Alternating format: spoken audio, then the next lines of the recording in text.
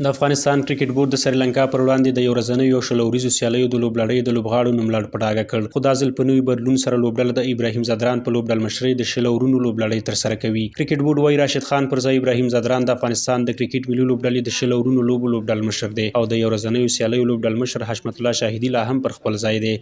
په همدې موخه جوړو شوو مراسمو کې د کرکټ بورډ د غوراوي کمیټې مشر احمد شاه سلیمان خیل د موج نیوز د دې پوښتنې په ځواب کې چې ولې راشد خان له لوبډل مشرۍ لرې کړل شوی ویلي چې دلیل یې د هغه شخصي بوختیاوي دي. دا بدلون چې دا په اداره کې دی یو وصل دا یو لوبغاړی راځي لوبه کوي او بدلیږي. راشد خان ښه کپتان پاتې شوی دی او موږ ته ماشاءالله ډېر لوبې ګټلې دي. نو د څلور کاله کېږي چې راشد زموږ سره کپتان پاتې شوی دی. نو اوس داسې وخت راغی چې موږ باید یو نوي کپتان سره لاړ شو. ولې که تاسو ته معلومات اوس افغانستان کرکټ بورډ زیاتره چې موږ کیمپونه دي دلته په افغانستان کې موږ ترسره کوو. نو په خارج کې دغه کیمپونه چې موږ کوو ډېر زیات مصارف پرې راځي. نو دا اوس هم زموږ کیمپ خوست کې و، د نه مخکې موږ ننګرهار کې کیمپ ورته ورغو.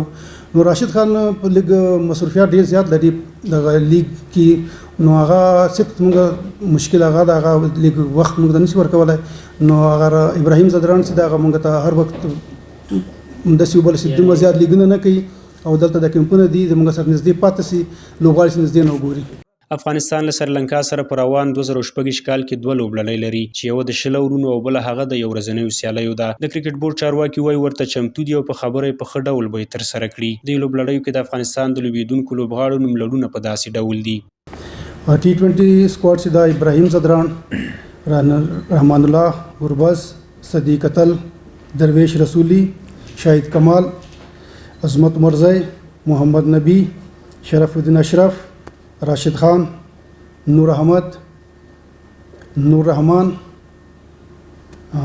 مجیب ځدران، ضیاء الرحمن شریفی، فرید ملک، عبدالله احمدزی او رضا پلیران سیدی، ننگیال خروټه، بلال سمی او اجاز احمدزی. حشمت الله شاهدی، رحمان الله گربز، ابراهیم ځدران، درویش رسولی، رحمت شاه زرمتی، صدیق الله اتل، محمد نبی، عظمت مرزی، راشد خان، ننگیال خروټه، اکرام علی خیل، علا محمد غضنفر، ضیاء الرحمن شریفی، فرید ملک، بلال سمی.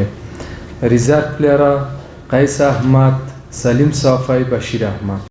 د افغانستان کرکټ بورډ وايي راتلونکو سیالیو کې به هغه ټولې نیمګړتیاوې له منځه یوړل شي چې په لوبډله کې موجود وي او دا ډلې چې د نوي روزونکي سره به یو مثبت سفر پیل کړي.